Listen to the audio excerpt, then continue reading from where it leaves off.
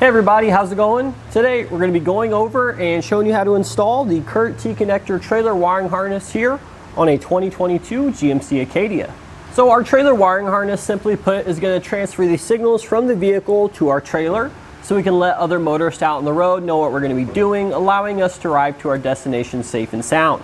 Now, a lot of the times your camping trailers are actually going to block the tail lights on the vehicle, so we need a way to transfer those signals. It's also a legal requirement in nearly every state. So this particular kit here comes with what's known as a 4-pole or a 4-way flat. This is the most common type of trailer connector on the market and more than likely the one you're going to need.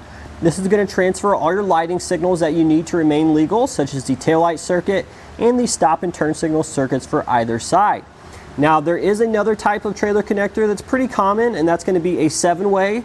That's only going to be required for your larger trailers with electric brakes though, but if you do have one of those, you will need that. And there's plenty of plug and play options that we sell for this here at eTrailer. So this wiring harness here does plug into a factory tow package port on the vehicle. That's going to make installation very simple. It's also going to offer you the greatest protection because you don't have to worry about any issues with the trailer affecting the lights on the vehicle. Everything is going to have its own dedicated circuit protected with fuses under the hood of the battery or under the hood of the vehicle there. So everything is going to be nice and separated. You don't ever have to worry about any issues. So speaking further to that installation, thankfully you really don't need any tools. You will need a T15 Torx bit to remove this panel, but aside from that, there's no cutting or splicing on the vehicle whatsoever, and it is a very easy install. I would say under 30 minutes. It's definitely something you can do in your driveway by yourself. Please don't pay anyone to do this for you. It's very easy, and we'll walk you through the entire process step by step now. So the first step of our installation is to remove our knockout panel here. So we're going to take a T15 Torx bit and remove our 2 Torx screws on the outside here.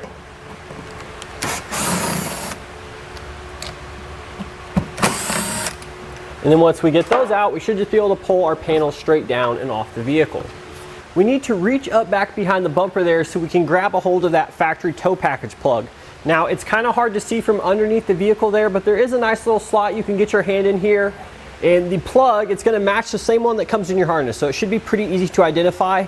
It's actually attached to the body of the vehicle with one of these little clips, so we need to get some sort of trim panel tool up there so we can pry that clip out, and then we can pull that connector down a little bit better so we can show you guys what it looks like. So here's our connector with the cover removed, and there is that red locking tab. You just need to pry out away from the connector, and directly under that is the button you can press to release the cap. So now we'll go ahead and take our harness here and just simply plug the 2 ends together. So once you hear the 2 connectors click, they're locked into place, and now you're just going to press back down on that red locking tab to ensure they don't come back apart. Now we're going to go ahead and secure our trailer connector. So what we're going to do is we're going to place the dust cover over the trailer connector like so. And then I'm going to wrap that around the safety chain loops on our trailer hitch and re-secure it. And this is actually going to be what secures our trailer connector to the vehicle.